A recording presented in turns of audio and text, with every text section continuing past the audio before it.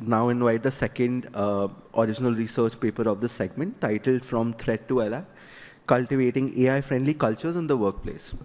So jumping straight into the topic, I would say that we have been enjoying the benefits of technology for several years now, whether it has been the advancement of the internet or the computers, or the convenience that technology provides us right on our hands today with the help of our mobile phones.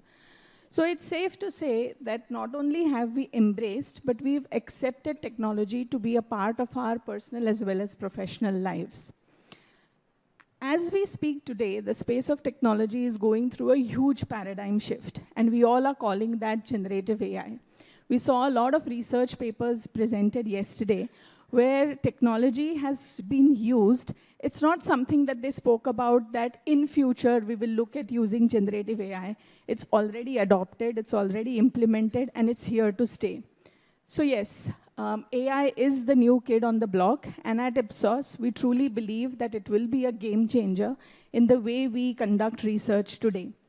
Our philosophy at Ipsos will be to champion the unique blend of human intelligence as well as artificial intelligence that will help us propel innovation and deliver human-centric insights.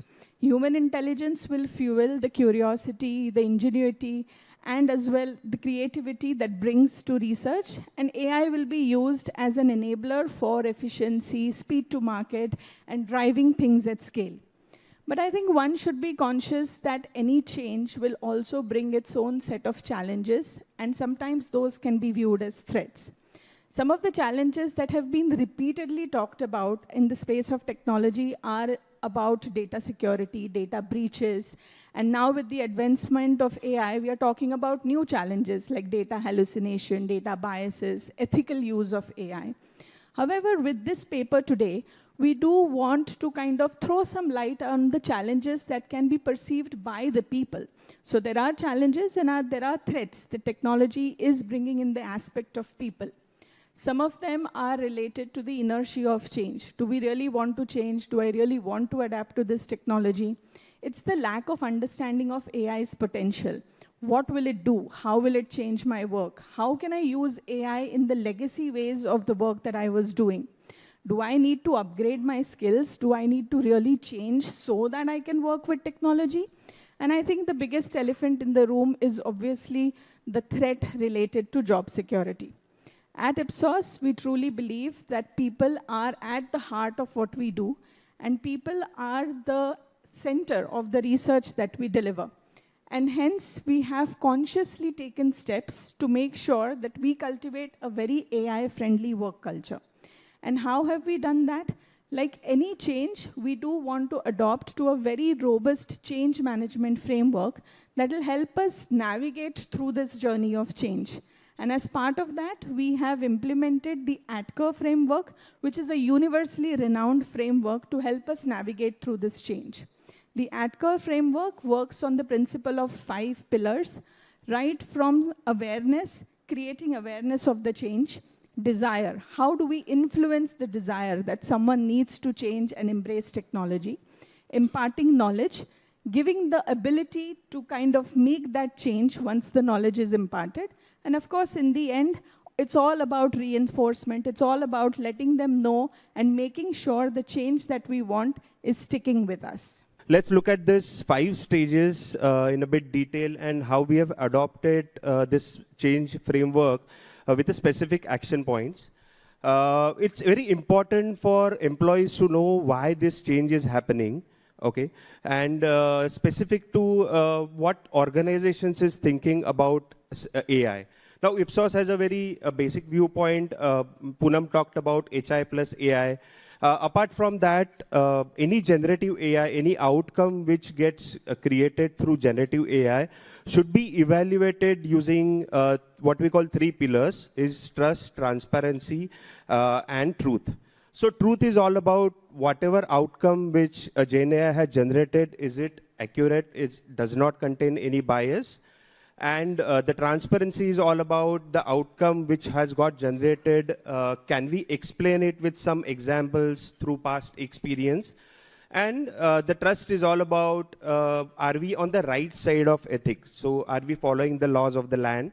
So every outcome should be kind of evaluated using these three pillars, and there the human intelligence and the human interaction comes into picture.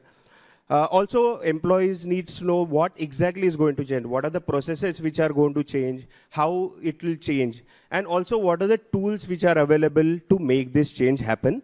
And by doing this, what we have done is to have everybody on the same page about this change, so that they are aware that what things are happening. Yeah. Now, the next pillar is about desire. Once we know, or once employees know why this change, they need to foster, like we need to foster a change with them. So broadly, employees can be divided into three segments, I would say. So one who support the change, another which is a larger group, which is neutral, and the third one is people who resist the change. So we have specific strategies for all these three segments. The first one is people who are curious, they want to learn new things, they have a growth mindset, not afraid of failure. So we made them influencers, okay? And we had them, with the help of them, we kind of created some awareness campaigns, with the help of them, we created some use cases. The second segment is neutral, which is a larger group, and they want to make a change, but they don't know where to start from. So for them, communicating advantages of adopting AI is something which got communicated to them. Coach them for making this changes, why exactly this change is happening, and again, how to make this change happen. And the last one is about resisting the change, is conducting workshops to understand the barriers of it. Yeah. So why do they think that they don't want to change? And created a kind of a buddy system with help of influencers, so that they know, or they actually see it in action, how things are changing. And by doing this, we are not really pushing or forcing people to change, but yeah, influencing that desire to change to happen, adopting to change. The third one is about knowledge. We all know importance about training sessions. So right from the basics of AI, the concepts of tokenization in very simple words, so that employees understand how to interact with Gen AI is the most important thing. Prompt engineering is the new buzzword which has come once the generative AI era has started. So specifically, need to create a prompt. So there are some frameworks available to create prompts. Then use cases demonstration, which help people kind of to see that in action, and to see that, okay, which use case I can apply to my area. Then the workshops, right from the junior to senior most people. We had the workshops, brainstorming sessions, and also helped started the mapping the process where exactly the Gen AI would get affected. To have a common workplace is to share ideas, to ask questions, or to answer questions. So we have some common workplace where people can post their queries, answer, and we can learn from each other. And the regular team interactions is something which people, like one team can look at Gen AI in a specific way than other. So as compared to that, so regular team interactions were kind of very helpful, and that's how we kind of impart knowledge to adopt the change. The second last one is about the ability. So AI is available to all. So in Ipsos, we have a tool called Ipsos Facto, which is a sandbox, which consists of multiple LLMs from renowned tech giants, available to use at fingertips. So it is available to all. So every Ipsos employee has this on the desktop, and people can start playing around with it, do whatever they want to use the prompt. It's kind of a chat box. So what we call as a true form of democratization, these tools. Then the processing of the map, the processes were mapped where exactly the AI can be integrated. And of course, the constant coaching and the knowledge sharing sessions. By this, we have like created an environment to make that change happen, because you have the knowledge, but you don't have to environment to make the change, then it doesn't stick. And to stick this change, we need to have certain reinforcement activities, like celebrating small, big wins, yeah, awards, leaderboards, continuous engagement. So it's not all about the training sessions or the technical training sessions, But sometimes like fun activities also are something which can happen and can kind of foster this change. So hackathons, quizzes and everything. And the last but not the least is feedback sessions. Understand and close the gaps. Yeah, and by doing this, we are kind of making sure that this change or adoption of change is kind of stick with every employee.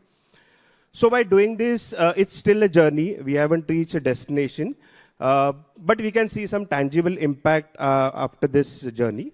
So steady increase in adoption. So when we look at the numbers, there is 40% increase in the number of users when we compare the number of users in Jan 2024. Consistent change in positive sentiments, I would say. So people are more kind of pursuing this as an assistant, not as a threat. Yeah. And of course, when they have started using, there are kind of reduction in queries, how to create prompts, how should I interact with Gen AI. So all those queries are getting reduction. And yes, and finally, it's like the positive impact on productivity. It's something which we are looking at. Right. And now sharing some final thoughts related to this paper is, everyone knows that Gen AI is here to stay. It starts with the leadership. I think the previous session and some of the other sessions, we understood that it really starts from the top and sharing the vision in the way the organization wants to move forward. Having an effective change management framework really helps us navigate through that entire journey and helps the change stick. Encouraging collaboration and having feedback channels open allow us to course correct in the way, making sure that we are moving towards the way we want in the destination, and making sure that the people who are at heart of any organization are given enough and adequate time to make sure that they are able to upskill, reskill for the change that's coming. And I think it's needless to say that technology can automate your tasks, but for any organization, it's the human spirit, the ingenuity, and the passion that will fuel true innovation and success. Thank you. Thank you. So we have a question here. What specific strategies have proven most effective in shifting the organizational mindset from viewing AI as a threat to embracing it as a tool? And how have you addressed resistance from employees? Thank you.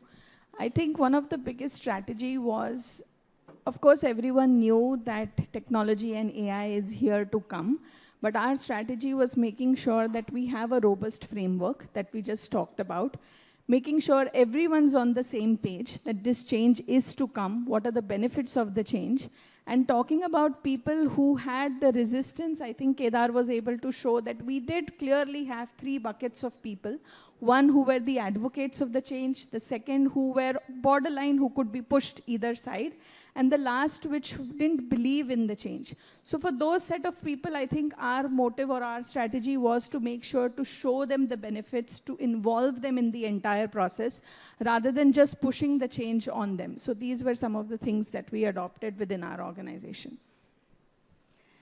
Given that the tools are often the same across organizations and principles are also widely shared, how do you differentiate or showcase edge within? So for us right now, pushing AI into organization was not really showing the edge.